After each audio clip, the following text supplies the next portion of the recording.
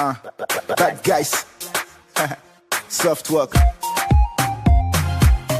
For the makeup brushes and tools, they are called makeup tools because you use them to apply the makeup product. So you need your beauty blender. Beauty blenders look like this. So I advise you to use a beauty blender that is this shape. You use this to apply concealer or to highlight your face, to use your highlighting concealer on your face. So this pointed edge like this will help you to blend in areas like this, while this flat part of your beauty blender, you use it to set your whole face, to apply powder in setting your face like this. So for beauty blender of this shape, you use this flat place here to pump in your foundation, while you use this area that is like this to put in your highlight, your liquid highlight or your illuminator, while you can also use this part to apply setting powder to your face. So if you don't have enough money to buy these two shapes, I would advise you to buy this shape. This is the best. You can use it for your foundation. You can also use it to highlight. You can also use it to set your face with setting powder. And of course, you will need a sponge like this. You can use this to bake your face. Baking means using plenty amount of setting powder to put on your face. So you apply powder and tuck it in all over your face. You need something like this as a sponge. For the brushes, I will start with the angled brushes. Angled brush looks like this. Okay, if you notice, you see how the end tapers like this. This is a long angled brush, and these are shorter angled brushes. These are the shorter angled brushes. So the main function of angled brush is to apply concealer to clean up your brows. You can also use angled brush to do your winged liner. So angled brush are generally used for so many things. You can also use it to apply your colored corrector. So that's it. And of course, I have this brush. This is a precise or a detailed brush. So you use this to make to apply color to the outer view of your eye. This area is the outer view of your eye. You use something like this to apply color to the outer view of your eye, to deepen whatever color you put there a little bit. And of course, we have our blending brush. Blending brush can come of different size. If you notice this blending brush, this one is a little bit flatter than this one is a little bit pointed.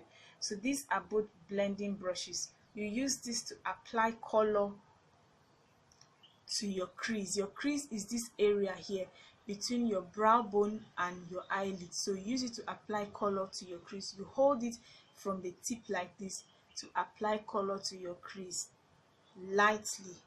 So of course, after this we have our smudge brush. Smudge brush looks like this. There are long smudge brushes like this, and there are also smudge brushes that look short like this. Okay, a smudge brush could be long like this, and it could also be short like this. So the main function of smudge brush is to smudge out the harsh end or whatever color you put on your lid, or when you put a color under your eye, the smudge brush makes it softer. So like this black eyeshadow, black smoky eyeshadow I have here, after I put in my lid color, I used something like smudge brush is usually very strong. You use this to smoothen out the edge to make it softer a little bit. And don't forget, a smudge brush is usually very. Then of course we have our foundation brush. Foundation brushes are usually one of the biggest brushes in a brush set. So this is how you know a foundation brush. Hold it like this. A good foundation brush should be strong on this area, and on the bristles here like this, it should be soft. So this is how you know a foundation brush. So note it, it's usually like this. There are some foundation brushes that are flat, but I prefer to use a flat top foundation brush like this. There are some that are slimmer and flatter. I don't have it here. I will have showed you what I mean. There are foundation brushes like this, and of course we have brushes that are pointed and tiny like this, something like this. You use it to apply highlight to your inner, to your tear duct. This is your tear duct area. You use it to apply highlight color to your tear duct area, or you also use it to define your cut crease. Then you have brushes like this. This is like a foam. Okay, this one comes with your eyeshadow palette. You use it to apply color on your lid, and you can also use it to blend by using a tapping motion. Then of course we have this is a powder brush. How you know a powder brush is that here is usually very soft, and if you hold it from here, it's still very soft. So you use this to apply powder. You use it to also blend out your contour, your highlight, your blush, and your bronzer. Use it to blend everything that you do in this area. So that's what you use the powder brush for. It's like a face blending brush. This is also a blending brush, so you can use it as your powder brush, you can use it as your blending brush. I've already told you how to know a powder brush. You also use it to dust out excess powder after baking your face, your highlighted area. You can also use it to apply your finishing powder or your brown powder. Then of course we have an angled brush that is shaped this manner. You can use this as your shading brush to apply color on your lid. You can also use this to apply your cream contour.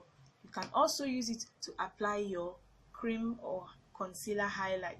You can also use it to contour your nose. So there are many ways you can use this. It's like an angled brush. It's a large angled brush, and the bristles here are softer than a normal angled brush.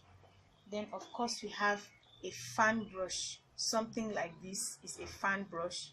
This is what it looks like. You use this to apply your bronzer or your highlight. You hold it like this and apply bronzer in areas like this, and even your cupid's bow. So this is the main function of this brush, your contour brush. Then we have the almighty lip brush. This is your lip brush. It looks like this. So this is what you use to apply lipstick to your lip. When you want your lips to look smaller and you want it to come out very sharp, you use this to apply lipstick to your lips. You can also use it to apply eyeshadow colors on your eyelid. It depends on however you want to use it. You can also use it to conceal and clean up your eyebrows. You can also use it to highlight your brow bone. So there are many functions of lip brush, of this brush that's shaped like. Note that it is flat. Note, see how thin it is. It's very, very flat. Okay, it's flat, and it's usually of this size. Then we have, you need a brush like this. You use this to apply your blush. You use this to apply your contour. It is not too soft, it is not too strong. So you use it to apply your powder contour, your blush. You can also use it to apply your bronzer. You can also use it to blend everything that you've done on that area. Then of course, pointed brush. These are pointed brushes. Pointed brushes look like this. Yeah, you can also call them pencil brushes. You use this to apply glitter that is on a straight line. You also use it to define your cut crease.